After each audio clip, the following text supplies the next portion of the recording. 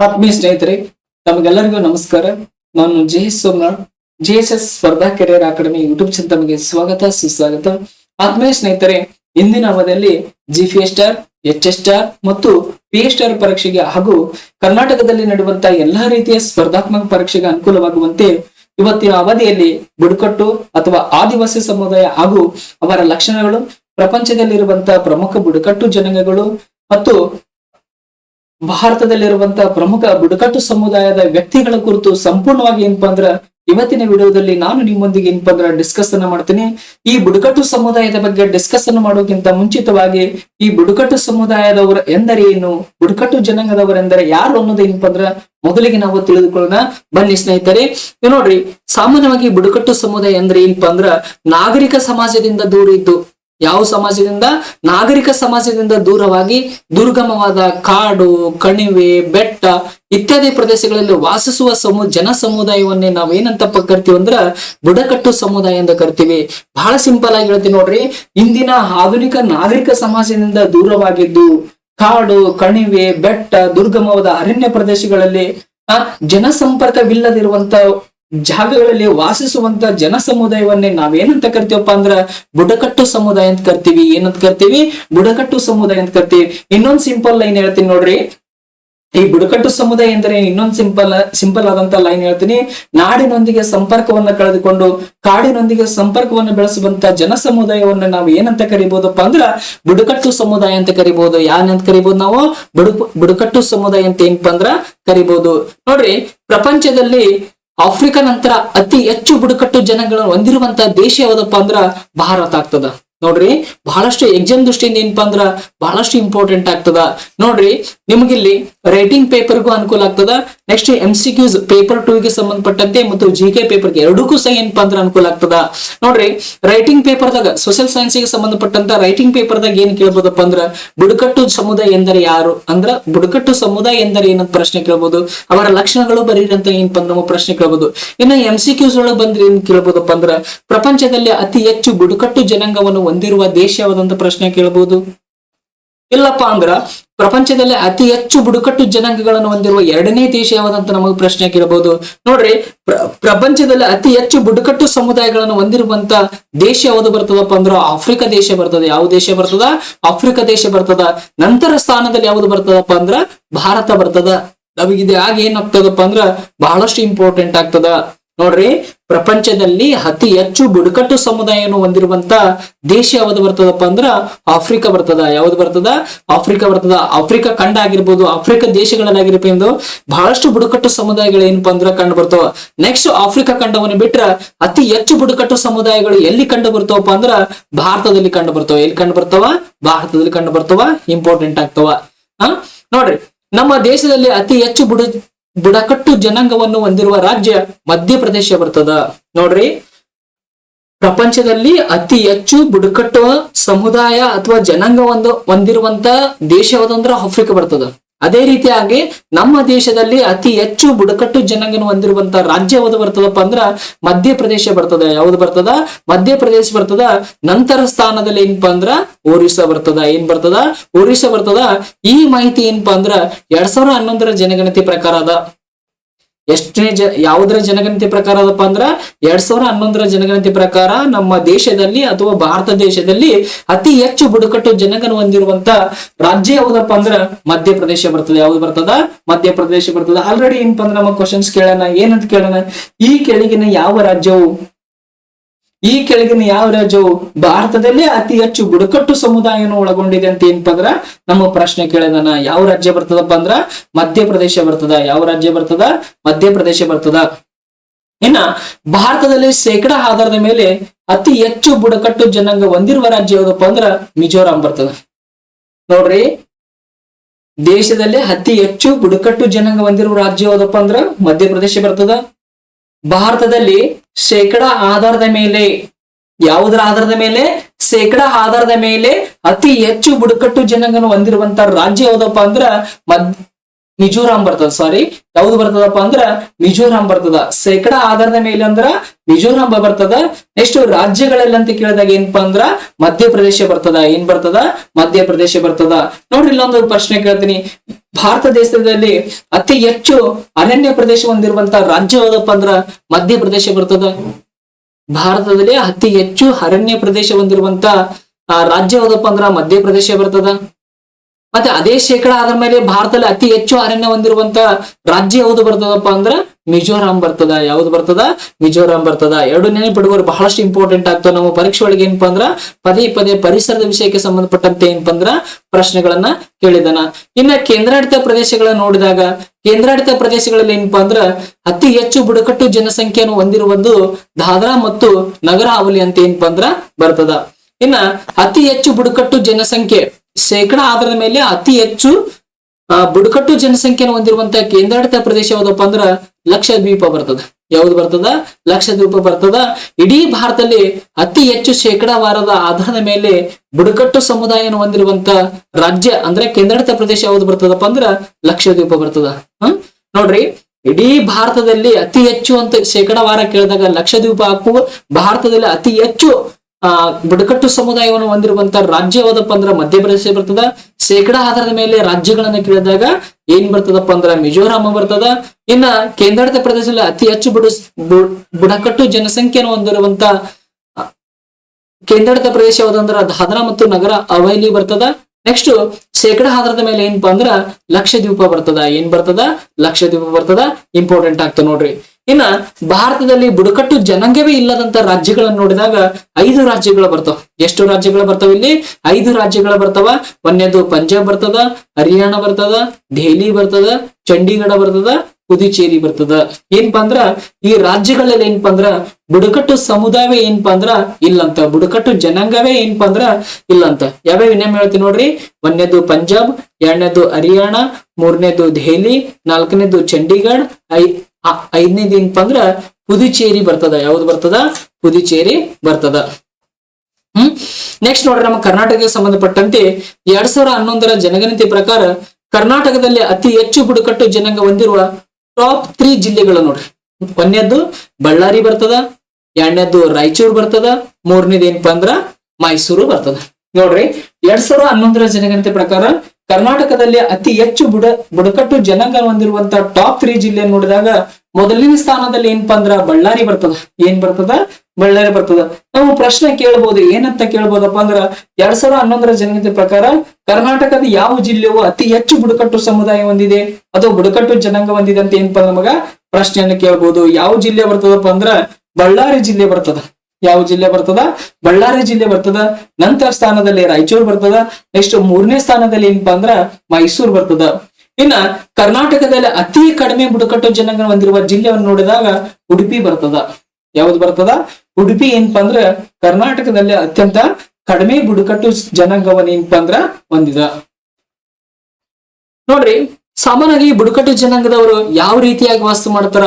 ಆ ಬುಡಕಟ್ಟು ಜನಾಂಗ ಎಂದರೆ ಏನಪ್ಪಾ ಅಂದ್ರ ಸಾಮಾನ್ಯವಾಗಿ ಒಂದು ನಿರ್ದಿಷ್ಟ ಭೂಪ್ರದೇಶದಲ್ಲಿ ಭಾಷೆ, ಸಾಂಸ್ಕೃತಿಕ ಸಾಮ್ಯತೆ ಮತ್ತು ಸಾಮಾಜಿಕ ಸಂಘಟನೆ ಹೊಂದಿದ ಸಮೂಹವನ್ನೇ ನಾವು ಏನಪ್ಪಾ ಅಂದ್ರ ಬುಡಕಟ್ಟು ಜನಾಂಗವೆಂದು ಕರಿತೀವಿ. ನೋಡ್ರಿ, ಈ ಬುಡಕಟ್ಟು ಸಮುದಾಯ ಯಾವ ರೀತಿಯಾಗಿ ವಾಸ ಮಾಡ್ತಾವಪ್ಪ ಅಂದ್ರ ತಮ್ಮದೇ ಆದಂತ ಒಂದು ಭೂ ಪ್ರದೇಶವನ್ನು ಆಯ್ಕೆ ಮಾಡ್ಕೊಂಡಿರ್ತಾರ. ಅವರು ಬೇರೆದವರ ಭೂ ಪ್ರದೇಶಕ್ಕೆ ಹೋಗಿ ವಾಸದಲ್ಲ, ತಮ್ಮದೇ ಆದ ಭೂ ಪ್ರದೇಶದಲ್ಲಿ ವಾಸ ಮಾಡಿ ತಮ್ಮ ಭೂ ಪ್ರದೇಶದಲ್ಲಿ ಮಾತ್ರ ಅವ್ರು ಏನ್ ಮಾಡ್ತಾರಪ್ಪ ಅಂದ್ರೆ ವಾಸ್ತದ. ತಾವು ಬೇರೆದವರು ಭೂ ಪ್ರದೇಶಕ್ಕೆ ಹೋಗಲ್ಲ, ತಮ್ಮ ಭೂ ಪ್ರದೇಶಕ್ಕೆ ಏನಪ್ಪಾ ಅಂದ್ರ ಬೇರೆ ಜನಾಂಗವನ್ನು ಏನಪ್ಪಾ ಅಂದ್ರ ಕರೆದುಕೊಂಡು ಬರಲ್ಲ. ಹಾಗಾಗಿ ತಮ್ಮದೇ ಆದಂತ ಒಂದು ನಿರ್ದಿಷ್ಟವಾದ ಭೂ ಪ್ರದೇಶದಲ್ಲಿ ಏನಪ್ಪಾ ಅಂದ್ರ ಅವರು ವಾಸ ಮಾಡ್ತಿರ್ತಾರ. ನೆಕ್ಸ್ಟ್ ತಮ್ಮದೇ ಆದ ಒಂದು ಭಾಷೆ ಇರ್ತದ ಅವ್ರಿಗೆ. ಇನ್ನೊಂದು ಬುಡಕಟ್ಟು ಸಮುದಾಯ ಭಾಷೆಗಳಿಗೆ ಏನಪ್ಪಾ ಅಂದ್ರ ಲಿಪಿ ಇರಂಗಿಲ್ಲ. ಅವ್ರಿಗೆ ಏನ್ ಮಾಡಂಗಿಲ್ಲಪ್ಪ ಅಂದ್ರ ಲಿಪಿ ಇರಲ್ಲ. ಆ ಲಿಪಿ ಇಲ್ಲದಂತ ಭಾಷೆನ ಏನ್ ಮಾಡ್ತಾರಪ್ಪ ಅಂದ್ರೆ ಇವರು ತಮ್ಮ ಸಂವಹನಕ್ಕಾಗಿ ಏನ್ ಮಾಡ್ತಾರಪ್ಪ ಅಂದ್ರ ಬಳಸ್ತಿರ್ತಾರ. ಅವರಲ್ಲಿ ಸಾಂಸ್ಕೃತಿಕ ಸಾಮ್ಯತೆ ಮತ್ತು ಸಾಮಾಜಿಕ ಸಂಘಟನೆ ಅನ್ನೋದು ಏನಪ್ಪಾ ಅಂದ್ರೆ ಕಂಡು ಬರ್ತದ. ಅಂತ ಸಮೂಹಗಳನ್ನೇ ನಾವ್ ಏನಂತ ಕರಿತೀವಿ ಅಂದ್ರ ಬುಡಕಟ್ಟು ಜನಾಂಗವೆಂದು ಕರಿತೀವಿ. ಏನಂತ ಕರಿತೀವಿ? ಇನ್ನ ಬುಡಕಟ್ಟು ಜನಾಂಗ ಅಂತ ಕರಿತೀವಿ.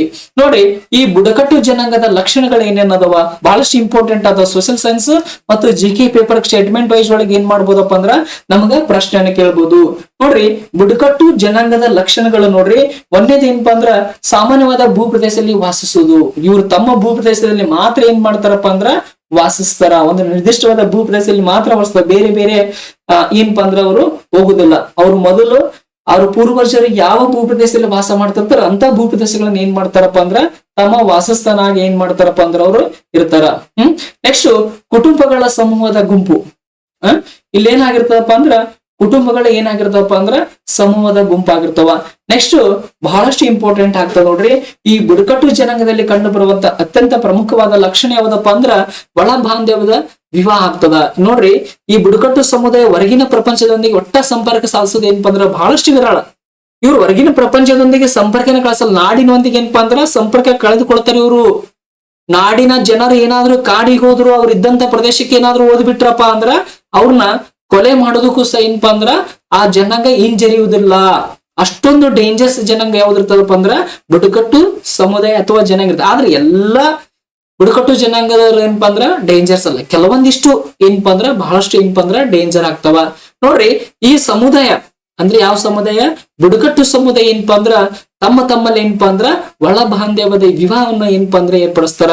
ಇವರು ತಮ್ಮದೇ ಆದಂತ ಏನಪ್ಪಾ ಅಂದ್ರ ಸಾಮಾನ್ಯ ಭಾಷೆಗಳನ್ನು ಬಳಕೆ ಮಾಡ್ತಾರ. ಇದಕ್ಕೆ ಏನಪ್ಪಾ ಅಂದ್ರ ಯಾವುದೇ ಲಿಪಿ ಏನಪ್ಪಾ ಅಂದ್ರ ಇಲ್ಲಿರುದಿಲ್ಲ. ನೆಕ್ಸ್ಟ್ ಸಾಮಾನ್ಯ ಸಂಸ್ಕೃತಿ, ಇವರು ಪ್ರಕೃತಿ ಆರಾಧನೆ ಮಾಡ್ತಿರ್ತಾರೆ. ಬುಡಕಟ್ಟು ಸಮುದಾಯದ ಪೂಜೆಯನ್ನ ನೋಡಿದಾಗ ಬಹಳಷ್ಟು ಅವ್ರು ಏನ್ ಮಾಡ್ತಾರಪ್ಪ ಅಂದ್ರ ತಮ್ಮಲ್ಲಿರುವಂತ ಗಿಡ ಮರಗಳನ್ನು ಪೂಜಿಸುವುದು, ಪ್ರಾಣಿ ಪಕ್ಷಿಗಳನ್ನು ಪೂಜಿಸುವುದು, ಇದನ್ನ ಏನಪ್ಪಾ ಅಂದ್ರ ಅವರು ಪ್ರಕೃತಿ ಆರಾಧಕರಾಗಿ ಏನ್ ಮಾಡ್ತಾರಪ್ಪ ಅಂದ್ರ ಕೆಲಸ ಮಾಡ್ತಾರ. ಇನ್ನ ಬುಡಕಟ್ಟು ಸಮೂಹದಲ್ಲಿ ಏನಾಗಿರ್ತದಪ್ಪ ಅಂದ್ರ ನಿರಕ್ಷತೆ, ಬಹಳಷ್ಟು ಅನಕ್ಷತೆ ಅನ್ನೋದು ಏನಪ್ಪಾ ಅಂದ್ರ ಕಂಡು ಬರ್ತದ. ಇದು ಏನಪ್ಪಾ ಅಂದ್ರ ಬಹಳಷ್ಟು ಏನಪ್ಪಾ ಅಂದ್ರ ಅವ್ರ ಮೇಲೆ ಅವ್ರ ಹಿಂದುಳಿದಕ್ಕೆ ಏನಪ್ಪಾ ಅಂದ್ರ ಇದು ಕಾರಣ ಆಗ್ತದ.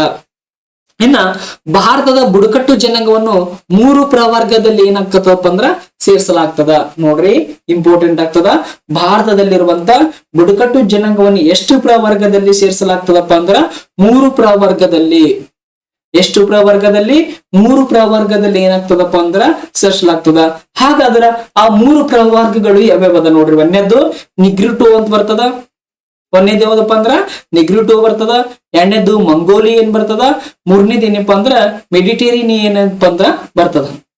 ಭಾರತದ ಬುಡಕಟ್ಟು ಜನಾಂಗವನ್ನು ಎಷ್ಟು ಪ್ರವರ್ಗಗಳಲ್ಲಿ ಸೇರಿಸಲಾಗಿದೆ ಅಂದ್ರ 3 ಪ್ರವರ್ಗಗಳಲ್ಲಿ ಸೇರಿಸಲಾಗಿದೆ. ಆ 3 ಪ್ರವರ್ಗಗಳೇ ಒಂದನೇದು ನಿಗ್ರಿಟೋ, ಎರಡನೇದು ಮಂಗೋಲಿಯನ್, ಮೂರನೇದು ಮೆಡಿಟೇರಿಯನ್ ಅಂತ ಏನಪ್ಪಾ ಅಂದ್ರ 3 ಬುಡಕಟ್ಟು ಜನಾಂಗಗಳನ್ನ ಏನಪ್ಪಾ ಅಂದ್ರ 3 ಪ್ರವರ್ಗದಲ್ಲಿ. ಭಾರತದ ಬುಡಕಟ್ಟು ಜನಾಂಗವನ್ನು ಎಷ್ಟು ಪ್ರವರ್ಗದಲ್ಲಿ ಅಂದ್ರ 3 ಪ್ರವರ್ಗಗಳು. ಬಹಳಷ್ಟು ಏನಪ್ಪಾ ಅಂದ್ರ ಇಂಪಾರ್ಟೆಂಟ್ ಆಗ್ತಾವ. ಈ ಕಡೆ ನೋಡ್ರಿ, ಪ್ರಪಂಚದಲ್ಲಿರುವಂತಹ ಪ್ರಮುಖ ಬುಡಕಟ್ಟು ಜನಾಂಗಗಳು. ನೋಡ್ರಿ, ರೆಡ್ ಇಂಡಿಯನ್ ಎಲ್ಲಿ ಬರ್ತಾರಪ್ಪ ಅಂದ್ರ ಅಮೆಜಾನ್ ಪ್ರದೇಶದಲ್ಲಿ ಕಂಡು ಬರ್ತಾರ. ರೆಡ್ ಇಂಡಿಯನ್ ಎಲ್ಲಿ ಕಂಡು ಬರ್ತಾರಪ್ಪ ಅಂದ್ರ ಅಮೆಜಾನ್ ಪ್ರದೇಶದಲ್ಲಿ ಕಂಡು ಬರ್ತಾರ. ಸೇಮಂಗ್ ಜನರು ಎಲ್ಲಿಪ್ಪ ಅಂದ್ರ ಮಲೇಷಿಯಾ ದೇಶದಲ್ಲಿ ಕಂಡು ಬರ್ತಾರ. ಬುಷ್ಮನ್ ಕಲಾರಿ ಮರುಭೂಮಿಯಲ್ಲಿ ಕಂಡು ಬರ್ತಾರ. ಬೇಡೋಹಿನ್ ಸಹರಾ ಮರುಭೂಮಿಯಲ್ಲಿ ಏನಪ್ಪ ಅಂದ್ರ ಕಂಡು ಬರ್ತಾರ. ಎಸ್ಕಿಮೋ ಮತ್ತು ಲ್ಯಾಬ್ ಜನರು ತಂಡ್ರಾ ಪ್ರದೇಶದಲ್ಲಿ ಏನಪ್ಪಾ ಅಂದ್ರ ಕಂಡು ಬರ್ತಾರ. ಆಲ್ರೆಡಿ ಏನ್ ಮಾಡೇನಪ್ಪ ಅಂದ್ರ SDA ಮತ್ತು FDA ಏನ್ ಮಾಡಿದಾನಪ್ಪ ಅಂದ್ರ ಒಂದಿಸಿ ಬರೀ ಕೇಳಿದ್ರೆ ಇಂಪಾರ್ಟೆಂಟ್ ಆಗ್ತದ ಇದು. ನೋಡ್ರಿ, ಪ್ರಪಂಚದಲ್ಲಿ ಕಂಡು ಬರುವಂತ ಪ್ರಮುಖ ಬುಡಕಟ್ಟು ಜನಾಂಗಗಳು ನೋಡಿದಾಗ ರೆಡ್ ಇಂಡಿಯನ್ಸ್ ಎಲ್ಲಿ ಕಂಡು ಬರ್ತಾರ? ಅಮೆಜಾನ್ ಪ್ರದೇಶದಲ್ಲಿ ಕಂಡು ಬರ್ತಾರ. ಸೇಮಂಗ್ ಜನರು ಎಲ್ಲಿ ಕಂಡು ಬರ್ತಾರ? ಮಲೇಷಿಯಾದಲ್ಲಿ ಕಂಡು ಬರ್ತಾರ. ಬುಷ್ಮನ್ ಖಲಾರಿ ಮರುಭೂಮಿ ಏನಪ್ಪಾ ಅಂದ್ರ ಕಂಡು ಬರ್ತಾರ. ಬೇಡೋಹಿನ್ ಸಾರಾ ಮರುಭೂಮಿಯಲ್ಲಿ ಏನಪ್ಪಾ ಅಂದ್ರ ಕಂಡು ಬರ್ತದ. ಎಸ್ಕಿಮೋ ಮತ್ತು ಲ್ಯಾಬ್ ಬುಡಕಟ್ಟು ಜನಾಂಗ ಎಲ್ಲಿ ಕಂಡು ಬರ್ತದಪ್ಪ ಅಂದ್ರ ತಂಡ್ರಾ ಪ್ರದೇಶದಲ್ಲಿ ಏನಪ್ಪಾ ಅಂದ್ರ ಕಂಡು ಬರ್ತದ. ಸರ್, ಈ ಬುಡಕಟ್ಟು ಸಮುದಾಯಗಳನ್ನ ಹೆಂಗ ನೆನಪಿಟ್ಕೋಬೇಕಪ್ಪ ಅಂದ್ರ ನೋಡ್ರಿ, ಇಲ್ಕೊಂಡ್ ಕೋಡ್ ಅದ. ಎಸ್ಕಿಮೋ ಮತ್ತು ಲ್ಯಾಬ್ ಜನರಿಗೆ ಥಂಡಿ ಹಿಡಿದಾಗ ಬಿಸಿಯಾದ ರಸನ್ ಬೇಕು. ನೋಡ್ರಿ, ಇಲ್ಲಿರುವಂತ ಪ್ರಪಂಚದ ಪ್ರಮುಖ ಬುಡಕಟ್ಟು ಜನಾಂಗಗಳನ್ನ ನೆನಪಿಡುವಂತ ಒಂದು ಟ್ರಿಕ್ಸ್ ನೋಡ್ರಿ ಯಾವ ತರದ. ಎಸ್ಕಿಮೋ ಮತ್ತು ಲ್ಯಾಬ್ ಜನರಿಗೆ ಥಂಡಿ ಹಿಡಿದಾಗ ಬಿಸಿಯಾದ ರಸನ್ ಬೇಕು. ನೋಡ್ರಿ, ಇಲ್ಲಿ ಎಸ್ಕಿಮೋ ಮತ್ತು ಲ್ಯಾಬ್ ಜನರು ಎಲ್ಲಿ ವಾಸ ಮಾಡ್ತಾರಂದ್ರ ತಂಡ್ರಾ ಪ್ರದೇಶದಲ್ಲಿ ವಾಸ ಮಾಡ್ತಾರೆ. ಈ ತರ ನೆನಪಿಟ್ಟುಕೋರಿ. ನೆಕ್ಸ್ಟ್ ಬಿಸಿ ನೋಡ್ರಿ, ಇಲ್ಲಿ ನೋಡ್ರಿ, ಬೇಡೋಯಿನ್ ಸಹರಾ ಮರುಭೂಮಿ ಅಂದ್ರೆ ಬಿಸಿ ಅಂದ್ರೆ ಬಿ ಅಂದ್ರೆ ಏನಪ್ಪಾ ಅಂದ್ರ ಬೇಡೋಯಿನ್, ಸ ಅಂದ್ರೆ ಏನಪ್ಪಾ ಅಂದ್ರ ಸಾರಾ ಮರುಭೂಮಿಯಲ್ಲಿ ಏನಪ್ಪಾ ಅಂದ್ರ ವಾಸ ಮಾಡ್ತಾರ. ಇನ್ನ ರಸಮ್ ಆರ್ ಅಂದ್ರ ರೆಡ್ ಇಂಡಿಯನ್, ಎ ಅಂದ್ರ ಅಮೆಜಾನ್ ಪ್ರದೇಶ ಅಂತ ಬರ್ತದ. ಸೇಮಂಗ್ ನೋಡ್ರಿ, SM ಅಂದ್ರ ಸೇಮಂಗ್ ಎಲ್ಲಿ ವಾಸ ಮಾಡ್ತದ ಅಂದ್ರ ಮಲೇಷಿಯಾ ದೇಶದಲ್ಲಿ ಏನಪ್ಪಾ ಅಂದ್ರ ವಾಸ ಮಾಡ್ತದ. ಈ ರೀತಿಯಾಗಿ ಏನಪ್ಪಾ ಅಂದ್ರ ನೆನಪಿಟ್ಕೋಬೇಕು. ಬಹಳಷ್ಟು ಇಂಪಾರ್ಟೆಂಟ್ ಆಗ್ತಾವ ನೋಡ್ರಿ. ಇದನ್ನ ಇಲ್ಲಿರುವಂತ ಪ್ರಪಂಚದ ಪ್ರಮುಖ ಬುಡಕಟ್ಟು ಜನಾಂಗಗಳನ್ನ ಯಾವ ರೀತಿಯಾಗಿ ನೆನಪಿಟ್ಕೋಬೇಕಪ್ಪ ಅಂದ್ರ ಎಸ್ಕಿಮೋ ಎಸ್ಕಿಮೋ ಮತ್ತು ಲ್ಯಾಪ್ ಜನರಿಗೆ ತಂಡಿ ಹಿಡಿದಾಗ ಬಿಸಿಯಾದ ರಸಂ ಬೇಕಂತ ನೀವು ನೆನಪಿಟ್ಕೊಂಡ್ರಂದ್ರ ಇಲ್ಲಿರುವಂತ ಎಲ್ಲ ಏನ್ ಮಾಡ್ಬೋದಪ್ಪ ಅಂದ್ರ ನೀವು ಬುಡಕಟ್ಟು ಜನಾಂಗಗಳನ್ನೇ ಮತ್ತು ವಾಸಿಸುವ ಪ್ರದೇಶಗಳನ್ನ ಏನ್ ಮಾಡ್ಬೋದಪ್ಪ ಅಂದ್ರ ನೆನಪಿಟ್ಕೋಬಹುದು. ನೋಡ್ರಿ ಇಲ್ಲೊಂದು ಇಂಪಾರ್ಟೆಂಟ್ ಐತನಿ, ಈ ಕಲಾರಿ ಮರುಭೂಮಿ ಮತ್ತು ಸಾರಾ ಮರುಭೂಮಿ ಯಾವ ದೇಶದಲ್ಲಿ ಕಂಡು ಬರ್ತಾವಪ್ಪ ಅಂದ್ರ ಆಫ್ರಿಕಾ. ಎಲ್ಲಿ ಕಂಡು ಬರ್ತಾವ? ಆಫ್ರಿಕಾದಲ್ಲಿ ಏನಪ್ಪಾ ಅಂದ್ರ ಕಂಡು ಬರ್ತಾವ. ಬಹಳಷ್ಟು ಇಂಪಾರ್ಟೆಂಟ್. ಇನ್ನ ಅಂತಾರಾಷ್ಟ್ರೀಯ ಬುಡಕಟ್ಟು ಜನಾಂಗ ದಿನ ನೋಡ್ರಿ, ಪ್ರತಿ ವರ್ಷ ಅಂತಾರಾಷ್ಟ್ರೀಯ ಬುಡಕಟ್ಟು ಜನಾಂಗ ದಿನವನ್ನ ಯಾವಾಗ ಆಚರಣೆ ಮಾಡ್ತಾರ ಅಂದ್ರ ಆಗಸ್ಟ್ 9ಕ್ಕೆ ಆಚರಣೆ ಮಾಡ್ತಾರ. ಯಾವಾಗ ಆಚರಣೆ ಮಾಡ್ತಾರ? ಆಗಸ್ಟ್ 9ರಿಂದ ಏನಪ್ಪಾ ಅಂದ್ರ ಆಚರಣೆ ಮಾಡ್ತಾರ. ನೋಡ್ರಿ ಇದನ್ನ ಯಾಕೆ ಆಚರಣೆ ಮಾಡ್ತಾರ ಅನ್ನೋದು ನೋಡ್ರಿ, ಇಲ್ಲಿ ನೋಡ್ರಿ ಇದನ್ನ ಆಗಸ್ಟ್ 9ಕ್ಕೆ ಯಾಕೆ ಆಚರಣೆ ಮಾಡ್ತಾರಪ್ಪ ಅಂದ್ರ 1982 ಆಗಸ್ಟ್ 9ರಂದು ಜಿನಿವಾದಲ್ಲಿ ಬುಡಕಟ್ಟು ಜನಸಂಖ್ಯೆಯ ಮೇಲಿನ ವಿಶ್ವಸಂಸ್ಥೆಯ ಕಾರ್ಯನಿರತ ಗುಂಪಿನ ಮೊದಲ ಸಭೆ ನಡೆದಿತ್ತು. ಇದರ ನೆನಪಿಗಾಗಿ ಈ ದಿನಾಂಕವನ್ನು ಏನಪ್ಪಾ ಅಂದ್ರ ಆಚರಿಸಲಾಗ್ತದ. ಆಚರಿಸಲಾಗ್ತದೆ. ಯಾವ ದಿನ ಆಚರಣೆ ಮಾಡ್ತಾರಪ್ಪ ಅಂದ್ರ ಅಂತಾರಾಷ್ಟ್ರೀಯ ಬುಡಕಟ್ಟು ಜನಾಂಗ ದಿನವನ್ನು ಯಾವಾಗ ಆಚರಣೆ ಮಾಡ್ತಾರ ಅಂದ್ರ ಆಗಸ್ಟ್ 9ಕ್ಕೆ ಏನಪ್ಪಾ ಅಂದ್ರ ಆಚರಣೆ ಮಾಡ್ತಾರ. ವಿಶ್ವಸಂಸ್ಥೆ ಇದನ್ನ ಯಾವ ವರ್ಷ ಘೋಷಣೆ ಮಾಡ್ತಂದ್ರ ಡಿಸೆಂಬರ್ 1994ರಂದು ವಿಶ್ವಸಂಸ್ಥೆ ಸಾಮಾನ್ಯ ಸಭೆಯ ಮೂಲಕ ಏನಪ್ಪಾ ಅಂದ್ರ ಅಧಿಕೃತವಾಗಿ ಏನಪ್ಪಾ ಅಂದ್ರ ಇದನ್ನ ಘೋಷಣೆ ಮಾಡ್ತದ. ಇಲ್ಲಿ ಬಹಳ ಸಿಂಪಲ್ ಆಗಿ ನೆನಪಿಟ್ಕೋರಿ. ಅಂತಾರಾಷ್ಟ್ರೀಯ ಯಾವ್ದಾದ್ರು ಒಂದು ವಿಷಯ ಬಂತಂದ್ರ ಆಲ್ಮೋಸ್ಟ್ ಆಲ್ ಏನಾಗಿರ್ತದಪ್ಪ ಅಂದ್ರೆ ವಿಶ್ವಸಂಸ್ಥೆ ಏನಪ್ಪಾ ಅಂದ್ರ ಅದನ್ನ ಘೋಷಣೆ ಮಾಡಿರ್ತದ. ಇಲ್ಲಿ ನಮ್ಮ ಎಕ್ಸಾಮ್ ಏನ್ ಕೇಳ್ತಾನ ಅನ್ನೋದು ಬಹಳಷ್ಟು ಇಂಪಾರ್ಟೆಂಟ್ ಆಗ್ತದ. ಬಹಳ ಸಿಂಪಲ್ ಆಗಿ ಏನಪ್ಪಾ ಅಂದ್ರ ಒಂದು ಕ್ವಶನ್ ಕೇಳ್ತಾನ. ಆತ ಏನ್ ಕೇಳ್ತಾನಪ್ಪ ಅಂದ್ರ ಅಂತಾರಾಷ್ಟ್ರೀಯ ಬುಡಕಟ್ಟು ಜನಾಂಗದ ದಿನವನ್ನು ಯಾವ ದಿನಾಂಕದಂದು ಆಚರಿಸಲಾಗುತ್ತದೆ ಅಂತ ಪ್ರಶ್ನೆ ಕೇಳ್ತಾನ. ಯಾವ ದಿನ ಆಚರಣೆ ಮಾಡ್ತಾರ? ಆಗಸ್ಟ್ 9ರಂದು ಏನ್ ಮಾಡ್ತಾರಪ್ಪ ಅಂದ್ರೆ ಇದನ್ನ ಆಚರಣೆ ಮಾಡ್ತಾರ. ನೆಕ್ಸ್ಟ್ ಈ ಆಚರಣೆ ಉದ್ದೇಶ ನೋಡಿದಾಗ ವಿಶ್ವದಾದ್ಯಂತ ಇರುವ ಬುಡಕಟ್ಟು ಸಮುದಾಯದ ಹಕ್ಕುಗಳನ್ನು ರಕ್ಷಿಸುವುದು. ಅಂತಾರಾಷ್ಟ್ರೀಯ ಬುಡಕಟ್ಟು ಜನಾಂಗದ ದಿನವನ್ನ ಯಾಕೆ ಆಚರಣೆ ಮಾಡ್ತಾರ ಅಂದ್ರ ಅಲ್ಲಿ ಬುಡಕಟ್ಟು ಸಮುದಾಯದ ಹಕ್ಕುಗಳು ಏನದಲ್ಲ ಅವುಗಳನ್ನ ಏನಪ್ಪಾ ಅಂದ್ರ ರಕ್ಷಣೆ ಮಾಡೋದು, ಅವರ ವಿಶಿಷ್ಟ ಸಂಸ್ಕೃತಿ, ಭಾಷೆ, ಸಂಪ್ರದಾಯಗಳನ್ನು ಗೌರವಿಸುವುದು, ಪರಿಸರದ ಸಂರಕ್ಷಣೆಯಲ್ಲಿ ಅವರ ಪಾತ್ರವನ್ನು ಜಗತ್ತಿಗೆ ತಿಳಿಸುವ ಸಲುವಾಗಿ ವಿಶ್ವಸಂಸ್ಥೆ ಏನಪ್ಪಾ ಅಂದ್ರ 1994 ಡಿಸೆಂಬರ್ ತಿಂಗಳಿನಲ್ಲಿ ಏನ್ ಮಾಡ್ತದಪ್ಪ ಅಂದ್ರ ಅಂತಾರಾಷ್ಟ್ರೀಯ ಬುಡಕಟ್ಟು ಜನಾಂಗದ ದಿನವನ್ನ ಏನಪ್ಪಾ ಅಂದ್ರ ಆಗಸ್ಟ್ 9ಕ್ಕೆ ಏನ್ ಮಾಡ್ತಾರಪ್ಪ ಅಂದ್ರ ಸೆಲೆಬ್ರೇಷನ್ ಅನ್ನ ಮಾಡ್ತದ. ಇನ್ನ ಬುಡಕಟ್ಟು ಸಮುದಾಯಕ್ಕೆ ಸಂಬಂಧಪಟ್ಟಂತ ಪ್ರಮುಖ ಅಂಕಿ ಅಂಶಗಳನ್ನ ನಾವು ನೋಡಿದಾಗ ಜಗತ್ತಿನಾದ್ಯಂತ ಸುಮಾರು 90 ದೇಶಗಳಲ್ಲಿ 476 ಮಿಲಿಯನ್ ಅಂದ್ರೆ 47 ಕೋಟಿಗಿಂತ ಹೆಚ್ಚು ಜನರು ಏನಪ್ಪಾ ಅಂದ್ರ ಬುಡಕಟ್ಟು ಸಮುದಾಯದ.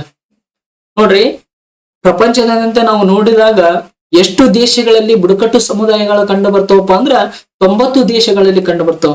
ಆ 90 ದೇಶಗಳಲ್ಲಿ ಎಷ್ಟು ಬುಡಕಟ್ಟುಗಳದಪ್ಪ ಅಂದ್ರ 476 ಮಿಲಿಯನ್ ಐತಿ. ಎಷ್ಟೈತಿ? 476 ಅಂದ್ರೆ ಸುಮಾರು ಹೆಚ್ಚು ಕಡಿಮೆ ಎಷ್ಟಪ್ಪ ಅಂದ್ರ 47 ಕೋಟಿ ಅದ. ಎಷ್ಟದ? 47 ಕೋಟಿ ಏನಪ್ಪಾ ಅಂದ್ರ ಅದ. ನೋಡ್ರಿ ಇವರ ಜಾಗತಿಕ ಜನಸಂಖ್ಯೆಯ ಕೇವಲ 5% ಏನಪ್ಪಾ ಅಂದ್ರ ಅದ.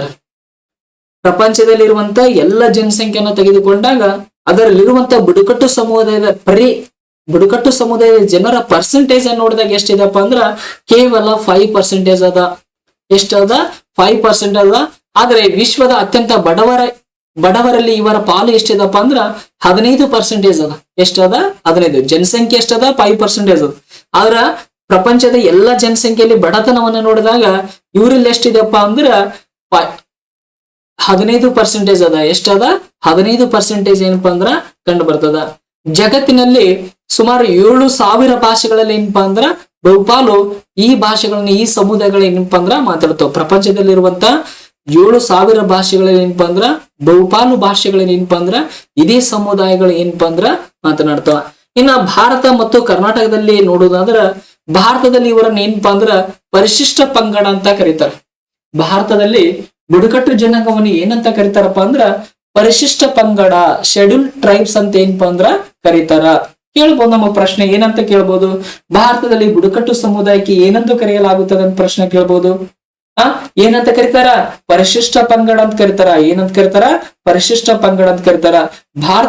ಭಾರತ ಸಂವಿಧಾನದ 342ನೇ ವಿಧಿ ಏನಪ್ಪಾ ಅಂದ್ರ ಇವರಿಗೆ ಸಂಬಂಧಪಟ್ಟದ.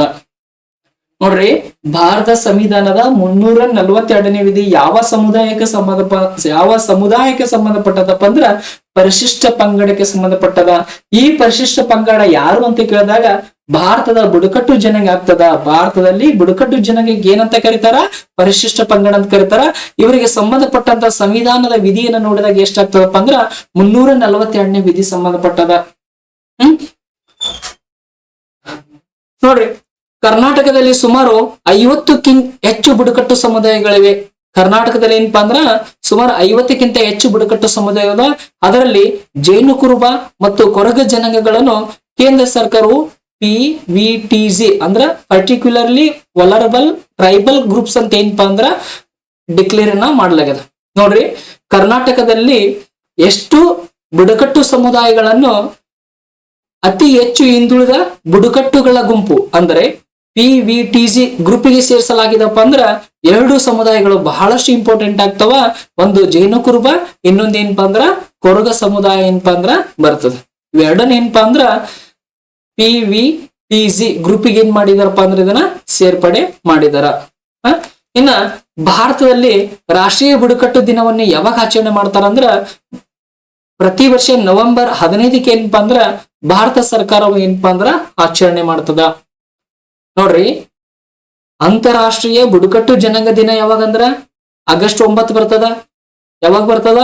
ಆಗಸ್ಟ್ 9 ಬರ್ತದ. ಅದೇ ರೀತಿಯಾಗಿ ರಾಷ್ಟ್ರೀಯ ಬುಡಕಟ್ಟು ದಿನ ಯಾವಾಗ ಬರ್ತದಪ್ಪ ಅಂದ್ರ ನವೆಂಬರ್ 15 ಬರ್ತದ. ಯಾವಾಗ ಬರ್ತದ? ನವೆಂಬರ್ 15 ಏನಪ್ಪಾ ಅಂದ್ರ ಭಾರತದಲ್ಲಿ ಪ್ರತಿ ವರ್ಷ ಏನ್ ಮಾಡ್ತಾರಪ್ಪ ಅಂದ್ರ ರಾಷ್ಟ್ರೀಯ ಬುಡಕಟ್ಟು ದಿನವನ್ನಾಗಿ ಆಚರಣೆ ಮಾಡ್ತಾರ. ಅವತ್ತೇ ಯಾಕೆ ಆಚರಣೆ ಮಾಡ್ತಾರಪ್ಪ ಅಂದ್ರ ಬಿರ್ಸಾ ಮುಂಡವರ ಜನ್ಮ ದಿನವಾಗ್ಯದ. ಜಾರ್ಖಂಡ್ ರಾಜ್ಯದ ಪ್ರಮುಖ ಬುಡಕಟ್ಟು ನಾಯಕನಾದಂತ ಬಿರ್ಸಾ ಮುಂಡವರ ಜನ್ಮ ದಿನವನ್ನು ಏನಂತ ಆಚರಣೆ ಮಾಡ್ತಾರಂದ್ರ ಭಾರತ ದೇಶದಲ್ಲಿ ಜನಜಾತಿಯ ಗೌರವ ದಿವಸವನ್ನ ಏನಪ್ಪಾ ಅಂದ್ರ ಆಚರಣೆ ಮಾಡುತ್ತದೆ. ಕೇಳಿದನ ಆಲ್ರೆಡಿ ಏನಪ್ಪಾ ಅಂದ್ರ ಕರೆಂಟ್ ಅಫೇರ್ಸ್ ಬೇಸ್ಡ್ ಏನಪ್ಪಾ ಅಂದ್ರ ಪ್ರಶ್ನೆಗಳು ಏನಪ್ಪಾ ಅಂದ್ರ ಬಂದಿದಾವ. ಏನಂತ ಕೇಳಿದನಪ್ಪ ಅಂದ್ರ ಭಾರತದಲ್ಲಿ ಜನಜಾತಿಯ ಗೌರವ ದಿವಸವನ್ನು ಯಾವಾಗ ಆಚರಣೆ ಮಾಡಲಾಗ್ತದ ಪ್ರಶ್ನೆ ಕೇಳೋಣ. ಜನಜಾತಿ ಗೌರವ ದಿವಸವನ್ನು ಯಾರ ಜನ್ಮದಿನ ಸಲುವಾಗಿ ಏನಪ್ಪಾ ಅಂದ್ರ ಆಚರಣೆ ಮಾಡ್ತಾರಂತ ಏನಪ್ಪಾ ನಮಗ ಪ್ರಶ್ನೆಗಳನ್ನು ಕೇಳಿದನ. ನೋಡ್ರಿ, ಜನಜಾತಿಯ ಗೌರವ ದಿವಸವನ್ನು ಯಾವ ದಿನಾಂಕದಿಂದ ಆಚರಣೆ ಮಾಡ್ತಾರಂದ್ರ ನವೆಂಬರ್ 15ಕ್ಕೆ ಆಚರಣೆ ಮಾಡ್ತಾರ. ಅದು ಯಾರ ಜನ್ಮದಿನ ಆಗಿದಪ್ಪ ಅಂದ್ರ ಬಿರ್ಸಾ ಮುಂಡಾ ಅವರ ಏನಪ್ಪಾ ಅಂದ್ರ ಜನ್ಮದಿನ ಆಗ್ಯದ. ಇನ್ನ ಬಿರ್ಸಾ ಮುಂಡಾ ಅವರಿಗೆ ಸಂಬಂಧಪಟ್ಟಂತ ಮಾಹಿತಿ ನೋಡ್ರಿ. ಈ ಬಿರ್ಸಾ ಮುಂಡಾ ಅವ್ರನ್ನ ಏನಂತ ಕರಿತೀವಪ್ಪ ಅಂದ್ರ ಧರ್ತಿ ಹಬ್ಬ ಅಂತ ಕರಿತೀವಿ. ಏನಂತ ಕರಿತೀವಿ ಅವ್ರನ್ನ? ಧರ್ತಿ ಹಬ್ಬ ಅಂತ ಕರಿತೀವಿ. ಈ ಧರ್ತಿ ಹಬ್ಬ ಅಂದ್ರೆ ಏನಪ್ಪಾ ಅಂದ್ರ ಭೂಮಿಯ ತಂದೆ ಎಂದ ಅರ್ಥ. ಬಿರ್ಸಾ ಮುಂಡಾ ಅವ್ರನ್ನ ಏನಂತ ಕರಿತೀವಪ್ಪ ಅಂದ್ರ ಧರ್ತಿ ಹಬ್ಬ ಅಂತ ಕರಿತೀವಿ. ಈ ಧರ್ತಿ ಹಬ್ಬ ಪದದ ಅರ್ಥ ಏನಪ್ಪಾ ಅಂದ್ರ ಭೂಮಿಯ ತಂದೆ ಅಂತ ಅರ್ಥ ಕೊಡ್ತದ. ಏನಂತ ಅರ್ಥ ಕೊಡ್ತದ? ಭೂಮಿಯ ತಂದೆ ಅಂತ ಅರ್ಥ ಕೊಡ್ತದ. ಈತ ಯಾವ ರಾಜ್ಯದವನಪ್ಪ ಅಂದ್ರ ಜಾರ್ಖಂಡ್ ರಾಜ್ಯದವನು. ಬಿರ್ಸಾ ಮುಂಡಾ ಯಾವ ರಾಜ್ಯಕ್ಕೆ ಸಂಬಂಧಪಟ್ಟನಪ್ಪ ಅಂದ್ರ ಜಾರ್ಖಂಡ್ ರಾಜ್ಯಕ್ಕೆ ಏನಪ್ಪಾ ಅಂದ್ರ ಸಂಬಂಧಪಟ್ಟಂತ ಪ್ರಮುಖ ಹೋರಾಟಗಾರ ಆತ. ನೋಡ್ರಿ, ಜಾರ್ಖಂಡ್ನ ಮುಂಡಾ ಬುಡಕಟ್ಟು ಜನಾಂಗದವರಾದ ಇವರು ಬ್ರಿಟಿಷರದ ಉಲ್ಲುಗುಲ್ಲನ್ ಅಂದರೆ ದೊಡ್ಡ ದಂಗೆ ಎಂಬ ಚಳವಳಿಯನ್ನು ನಡೆಸಿದನು. ನೋಡ್ರಿ, ಈ ಬಿರ್ಸಾ ಮುಂಡಾ ಯಾವ ಬುಡಕಟ್ಟು ಸಮುದಾಯಕ್ಕೆ ಸಂಬಂಧಪಟ್ಟನಪ್ಪ ಅಂದ್ರ ಮುಂಡಾ ಬುಡಕಟ್ಟು ಸಮುದಾಯಕ್ಕೆ ಸಂಬಂಧಪಟ್ಟನ. ಕೇಳಬಹುದು ನಮಗೆ ಎಕ್ಸಾಮ್ಗಳಕ ಏನಂತ ಕೇಳ್ಬೋದಪ್ಪ ಅಂದ್ರ ಮುಂಡಾ ಬುಡಕಟ್ಟು ಸಮುದಾಯ ಭಾರತದ ಯಾವ ರಾಜ್ಯದಲ್ಲಿ ಕಂಡು ಬರ್ತದ ಅಂತ ಪ್ರಶ್ನೆ ಕೇಳಬಹುದು. ಯಾವ ರಾಜ್ಯದಲ್ಲಿ ಕಂಡು ಬರ್ತದ? ಜಾರ್ಖಂಡ್ ರಾಜ್ಯದಲ್ಲಿ ಕಂಡು ಬರ್ತದ. ಜಾರ್ಖಂಡ್ ರಾಜ್ಯದ ಮುಂಡಾ ಬುಡಕಟ್ಟಿಗೆ ಸಂಬಂಧಪಟ್ಟಂತ ಪ್ರಸಿದ್ಧ ವ್ಯಕ್ತಿ ಯಾರಪ್ಪ ಅಂದ್ರ ಬಿರ್ಸಾ ಮುಂಡಾ ಬರ್ತಾನ. ಈತ ಬ್ರಿಟಿಷರ ವಿರುದ್ಧ ಯಾವ ದಂಗೆಯನ್ನು ನಡೆಸ್ತಾನಪ್ಪ ಅಂದ್ರ ಉಲ್ಲುಗುಲ್ಲನ್ ದಂಗೆಯನ್ನು ಏನ್ ಮಾಡ್ತಾನಪ್ಪ ಅಂದ್ರ ಆತ ನಡೆಸ್ತಾನ. ಉಲ್ಲುಗುಲ್ಲನ್ ಅನ್ನೋ ದಂಗೆಯನ್ನು ಏನ್ ಮಾಡ್ತಾನಪ್ಪ ಅಂದ್ರ ಆತ ನಡೆಸ್ತಾನ. ಈತನ ಜನ್ಮದಿನವನ್ನೇ ನವೆಂಬರ್ 15ಕ್ಕ ಭಾರತ ಸರ್ಕಾರವು ಏನಂತ ಆಚರಣೆ ಮಾಡ್ತದಪ್ಪ ಅಂದ್ರ ಜನಜಾತಿಯ ಗೌರವ ದಿವಸವೆಂದು ಆಚರಣೆ ಮಾಡ್ತದ. ಯಾವ ದಿನವನ್ನ ಆಚರಣೆ ಮಾಡ್ತದ? ಜನಜಾತಿಯ ಗೌರವ ದಿವಸವಂತ ಏನಪ್ಪಾ ಅಂದ್ರ ಅದು ಆಚರಣೆ ಮಾಡ್ತದ. ಇನ್ನ ಬಿರ್ಸಾ ಮುಂಡಾ ವಿಮಾನ ನಿಲ್ದಾಣ ಎಲ್ಲಿದಪ್ಪ ಅಂದ್ರ ಜಾರ್ಖಂಡ್ ರಾಜಧಾನಿ ಆದಂತ ರಾಂಚಿಯಲ್ಲಿದ. ಬಿರ್ಸಾ ಮುಂಡಾ ವಿಮಾನ ನಿಲ್ದಾಣ ಎಲ್ಲಿದಪ್ಪ ಅಂದ್ರ ಜಾರ್ಖಂಡ್ ರಾಜ್ಯದ ರಾಜಧಾನಿ ಆದಂತ ರಾಂಚಿಯಲ್ಲಿ ಅದ. ಎಲ್ಲದ? ರಾಂಚಿಯಲ್ಲಿ ಏನಪ್ಪಾ ಅಂದ್ರ ಅದ.